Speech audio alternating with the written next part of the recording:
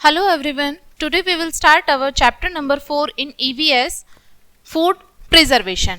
आज हम इस चैप्टर में जानेंगे कि खाने को बचाने के क्या क्या तरीके होते हैं और हम आज इस चैप्टर में जानेंगे कि खाने को हम किन किन तरीकों से स्टोर करके रख सकते हैं जिससे उनकी शेल्फ लाइफ जो है आगे लंबे समय तक के लिए बढ़ जाए. So let's start our chapter. Food spoil when it turns sour, grow fungus, lose water and colour. देखो पहले आपको यहाँ पे बताया है कि खाना जो होता है मतलब उसके क्या सिम्टम्स हैं कि वो खराब हो चुका है.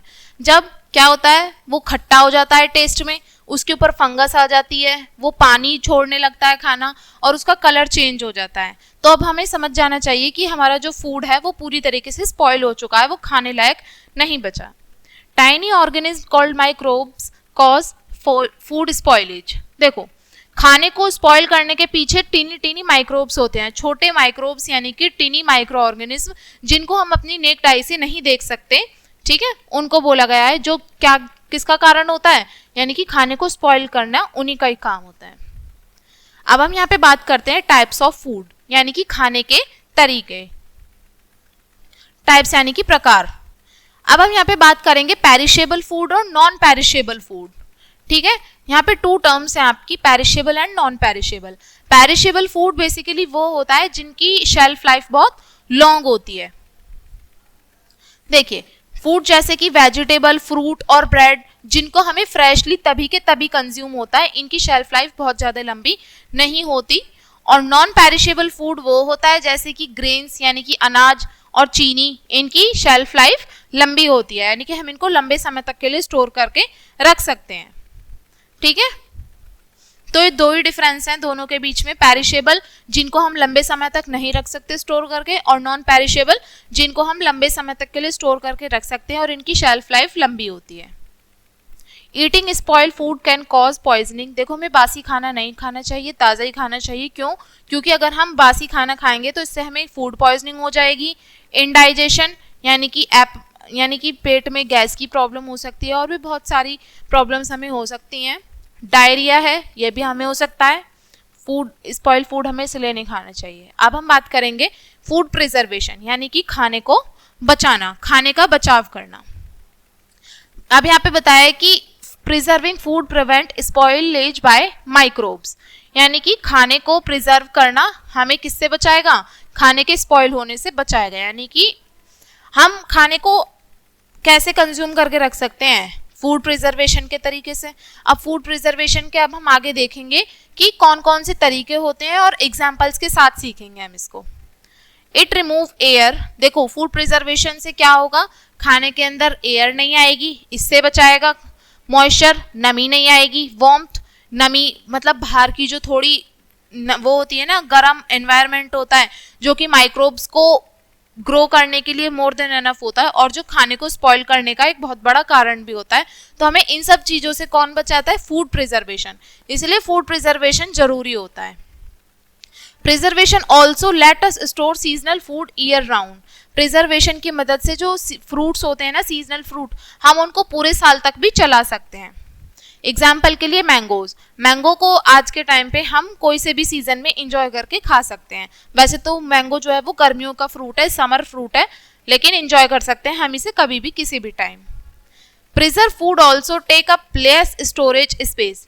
देखो जो प्रिजर्व्ड फूड होता है ना, एक तो वो कम स्पेस लेता है. ठीक है, देखो पिकल्स है यहाँ पे, ये भी एक आपको देखा है आपने, ये एक पिक्चर आपको दिख रही होगी.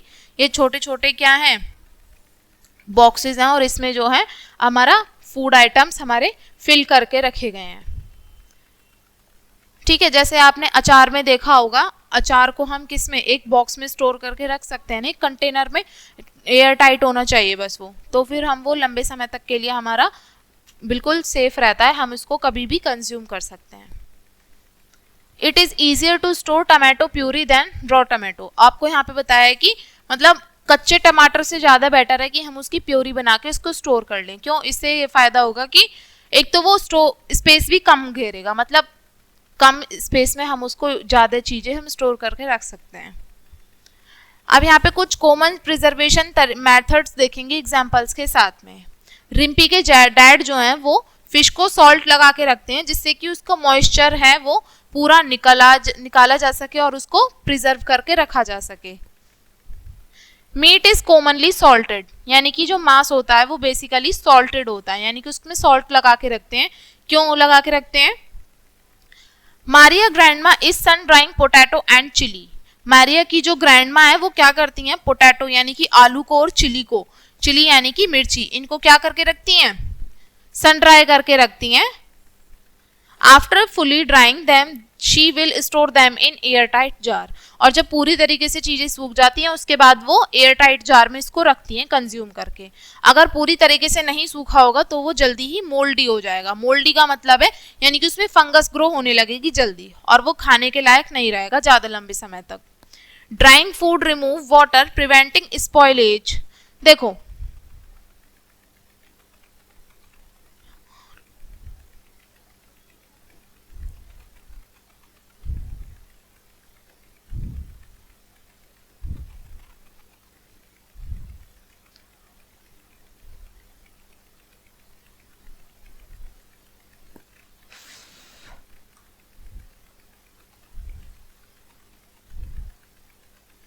After fully drying them she will store them in air tight jars.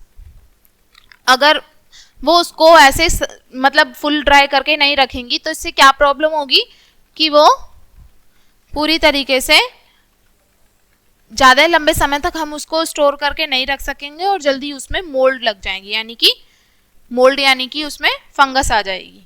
Drawing food remove water preventing spoilage. देखो फूड को ड्राई करके रखना, उससे क्या होगा कि एक तो उसमें जो प्रेजेंट वाटर होगा, वाटर की जो क्वांटिटी होगी वो पानी उसमें से निकल जाएगा और उससे स्पॉइलेज भी नहीं होगा खाने का। Chips, mango powder, papad are dried. यहाँ पे कुछ एग्जाम्पल दें आपको। ये फूड है, इसको हम क्या करके रखते हैं? ड्राई करके रखते हैं। जी सर, रह रही है थोड़ी सी। रिकी एंड हाँ ठीक है। Ricky aunt is pickling vegetable in salt, oil and vinegar. यहाँ पे देखो क्या क्या है, रिकी की जो आंट है वो क्या करती हैं? सब्जियों को तेल को मसाले में और सिरके में लगा के रखती हैं। इसको क्यों? जिससे कि उनकी शेल्फ लाइफ बढ़ जाए। देखो ये अचार बनाने का ये तो तरीका हुआ। सॉल्ट एंड स्पाइसेस जो होगा, एक तो उससे क्या होगा? नमक से और मसालों से इसमें जो मॉइस्चर होगा वो निकल जाएगा और इसमें फ्लेवर आएगा एक। Oil seals out air contact, और ऑयल से क्या होगा? इससे जो हमारा बाहर का जो एयर है ना उससे जो कांटेक्ट होगा वो सील कर देगा, यानी कि उसमें हवा नहीं आने देगा अंदर, ऑयल जो होगा। देखेंगे यहाँ पे next. Mridul mom is boiling mango pulp with sugar to make sweet mango jam. देखो अब मृदुल की मॉम क्या करती है ना, मैंगो पल्प को बॉईल करके रखती हैं शुगर के साथ में। क्या बनाने के लिए? मीठा मैंगो जैम बनाने के लिए। शुगर हम इसमें क्यों डालते हैं? क्योंकि शुगर जो होता है वो छोटे छोटे माइक्रोब्स जो होते हैं जैम्स में, जेली में और मुरब्बे में, उनको मारता है, इसलिए हम उसको शुगर में बॉईल करते हैं। रेहाना के डैड जो है वो क्या करते हैं? एक कैन चीज टिन ओपन करते हैं। कैन चीज टिन का मतलब है यानी कि जो चीज आता है ना वो एक कंटेनर में आता है और उसके ऊपर लिड लगी हुई होती है, तो वो किससे ओपन करते हैं उसको? कैन ओपनर से। Canning remove air and sterilise food in sealed can.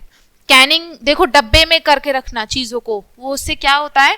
एक तो उसमें एयर नहीं जाती पूरी तरीके से और हमारा फूड जो होता है वो सील्ड कैन में बंद रहता है। उसमें कोई चांसेस नहीं है कि आपके कोई माइक्रोब्स आए, कोई उसमें एयर का कांटेक्ट हो, कुछ भी हो, ऐसे कोई चांसेस नहीं होंगे। इसलिए हमें सील पैक खाना हम ज्यादा मतलब ट्रस्टेबल होता है। Open can must be refrigerated. अगर कोई कैन है वो ओपन कर भी लिया है हमने तो हमें जरूरी है कि हम उसको रेफ्रिजरेट करके रखें, फ्रिज में रखें, जिससे कि माइक्रोब्स उसमें ग्रो ना हो और वो खराब ना हो जल्दी। Jiya sister is storing rice in a dry steel container. और जिया की बहन जो है वो क्या करती है? चावलों को एक सूखे बिल्कुल फ्रेश स्टील के कंटेनर में, डब्बे में करके रखती है उसको। क्यों? क्योंकि उसमें नमी नहीं जानी चाहिए ना। अगर उसमें नमी होगी, थोड़ा सा भी पानी होगा या थोड़ा बहुत एयर का कांटेक्ट होगा तो उसमें कीड़े होने लगेंगे चावलों में छोटे छोटे, तो वो चीज सही नहीं है। इसलिए उसको ड्राई बिल्कुल सूखे एयर टाइट कंटेनर में रखे जाते हैं राइस को। Dry canning preserve dry fruit like grain bean and nuts. Dry canning का मतलब होता है यानी कि सूखे जो डब्बे होते हैं, बिल्कुल देखो ये देख सकते हैं आप ड्राई कैनिंग। ड्राई कैनिंग का है मतलब यहाँ पे जो डब्बे होते हैं, कंटेनर होते हैं ना, वो एयर टाइट होने चाहिए। वो उसमें रखा जाता है कैसे खाने को, ग्रेन्स अनाज हुए, बीन्स हुए, नट्स हुए, नट्स यानी कि ड्राई फ्रूट्स बोला गया है यहाँ पे, इन सभी को हमें इसमें ही रखना चाहिए। Jayant sees frozen peas meat etcetera in a freezer at the mall. अब जैंत जो है उसने क्या देखा है, मॉल में गया, उसने देखा कि फ्रोजन पीज हैं यानी कि जो सफल मटर आती है ना डेयरी पे, वो मीट देखा उसने, ये सभी किसमें देखा, फ्रीजर में देखा।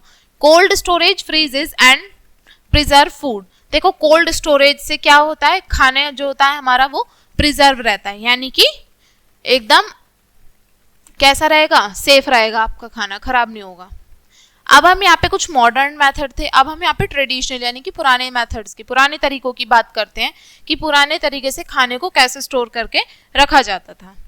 बिफोर रेफ्रिजरेशन, चलो अब तो फ्रिज आ गए, लेकिन फ्रिज से पहले क्या होता था, ट्रेडिशनल यानी कि पुराने तरीकों का इस्तेमाल करा जाता था सीजनल फूड्स को प्रिजर्व करने के लिए। सीजनल फूड यानी कि जो सीजन का जो खाना होता है ना, उसको प्रिजर्व करके रखा जाता था पूरे साल तक के लिए। कैसे, देखो pickling fruits vegetable and meat in oil salt and spices was very common. देखो सब्जियों का और फलों का अचार डालना ये तो कॉमन सी बात है, और मीट को ऑयल लगा के रखना, तेल लगा के रखना, मसाले लगा के रखना, ये सबसे कॉमन है, हमें सभी को पता है, आज भी हम करते आए हैं।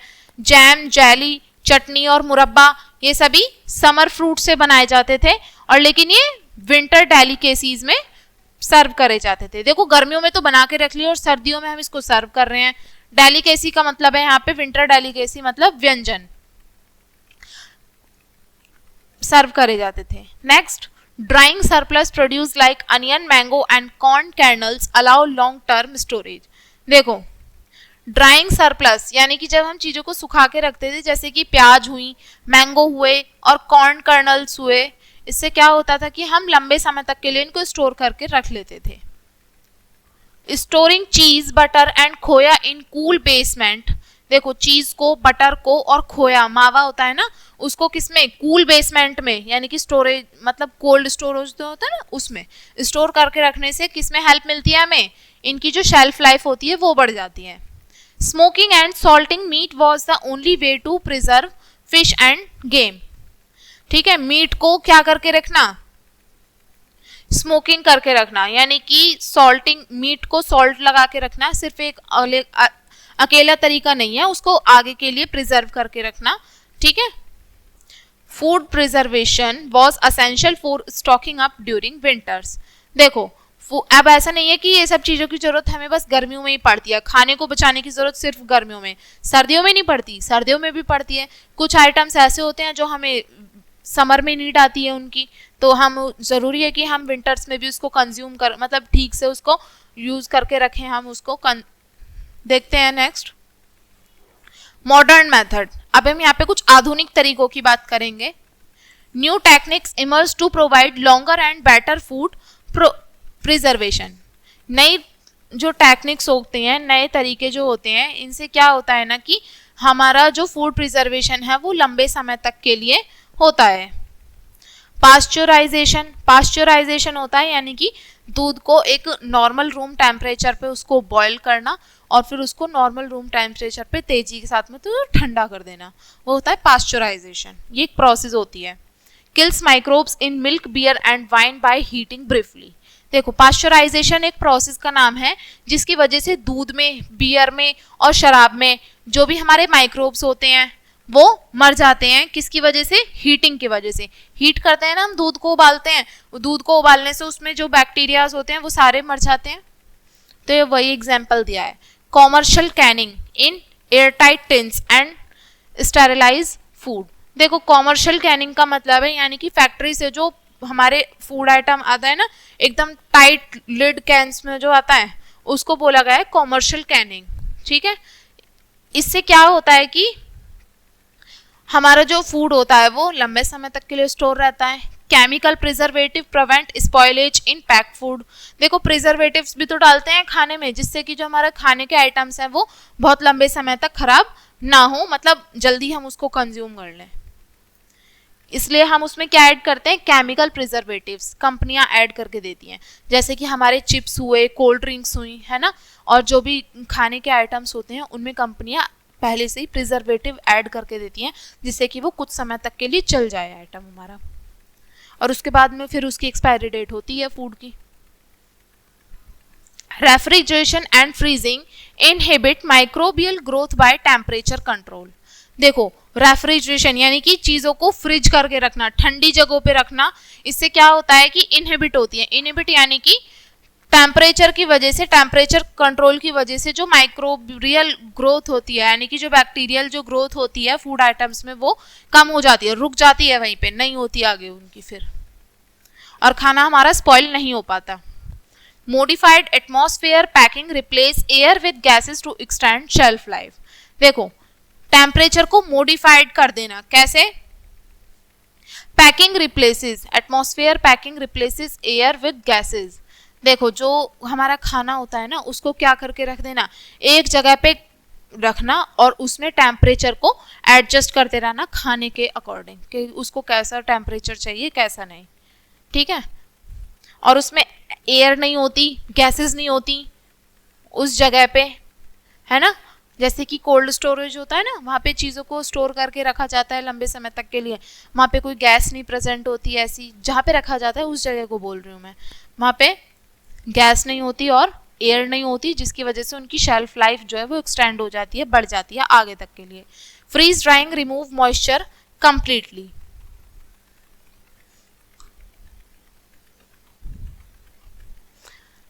देखो फ्रीज जो होता है, फ्रीज करना यानी कि चीजों को फ्रीज करके रखना, फ्रीज यानी कि जमा के रखना।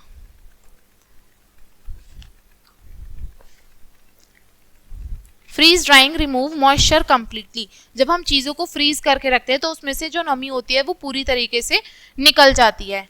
Irradiation exposes food to light energy waves और radiations to kill microbe and insect. देखो ये नई प्रोसेस वो आई है, हमारी प्रोसेस का नाम है इरेडिएशन। इरेडिएशन में क्या होता है ना कि खाने को किससे रखा जाता है, मतलब लाइट एनर्जी वेव्स और रेडिएशंस उसको प्रॉपर दिए जाते हैं फूड को, जिससे कि उसमें माइक्रोब्स और इंसेक्ट होते हैं वो मर जाते हैं। एनर्जी वेव्स, लाइट, रेडिएशंस ये सभी दिए जाते हैं। डिहाइड्रेशन रिटेन मोर न्यूट्रिएंट देन सन ड्राइंग। देखो डिहाइड्रेट करना यानी कि चीज़ों को पानी के कांटेक्ट से दूर करके रखना, डिहाइड्रेशन होता है। इससे क्या होता है ना कि उसमें ज़्यादा न्यूट्रिएंट्स होते हैं, किससे? सन ड्राइंग के बदले में। सन ड्राइंग भी एक कॉमन मेथड था ना फूड प्रिजर्वेशन का, तो इससे ज़्यादा बेटर क्या होता है? Dehydration. Modern process and packing ensure year round availability of food. देखो मॉडर्न प्रोसेसिंग यानी कि आज के समय के जो आधुनिक हमारे क्या हैं फूड प्रिजर्वेशन के जो तरीके हैं, इससे क्या होता है कि हमारे जो फूड जो है वो हमारा पूरे साल हमारे पास अवेलेबल होता है। सिर्फ किस वजह से? फूड प्रिजर्वेशन के ट्रेडिशनल और मॉडर्न मेथड्स की वजह से। यहाँ पे पूरे चैप्टर के कुछ पॉइंट्स दिए गए हैं, लेट्स डिस्कस क्या कहा गया है इसमें। Microbes cause food spoilage, prevent preservation prevent this. देखो फूड जो स्पॉइल होता है वो किसकी वजह से होता है? माइक्रोब्स की वजह से होता है। और फूड को प्रिजर्व करना, फूड को बचा के रखना हमें इन सब चीज़ों से बचाता है, ठीक बोला है। Drawing, salting, pickling, sweetening, Canning, freezing, ये आपके कुछ क्या दिए हैं? फूड प्रिजर्वेशन के कुछ टेक्निक्स दिए हैं जिसकी वजह से हम खाने को प्रिजर्व करके रख सकते हैं। Preserve food last longer, take up less storage space. जो हमारा प्रिजर्व्ड फूड होता है एक तो वो कम स्पेस लेता है और हम मतलब ज़्यादा चीज़ों को कम स्पेस में स्टोर करके रख सकते हैं। Open can food must be refrigerated, यानी कि जो खाना खुल गया है डब्बे में से, टिन में से, ठीक है, हमें उसको रेफ्रिजरेट करके रख देना चाहिए फ्रिज में। Dry canning works for grain, nut and dry food sorry. जो ड्राई कैनिंग होती है, ड्राई कैनिंग का मतलब होता है सूखे डब्बों में चीज़ों को भर के रखना। ये किस लिए यूजफुल होता है, किन खाने के लिए होता है? ग्रेन्स, अनाज के लिए, नट्स जो ड्राई फ्रूट्स होते हैं उनके लिए, और जो सूखा हमारा भोजन होता है, खाने के आइटम्स होते हैं, उनके लिए ज़्यादा सूटेबल होते हैं। सो आई होप इस चैप्टर में आपको समझ में आया होगा टेक्निक्स, हमारी modern techniques and traditional techniques of food preservation. I hope आपको ये चैप्टर समझ में आया होगा, एंड मिलते हैं अब नेक्स्ट चैप्टर में, एंड थैंक्स फॉर वॉचिंग।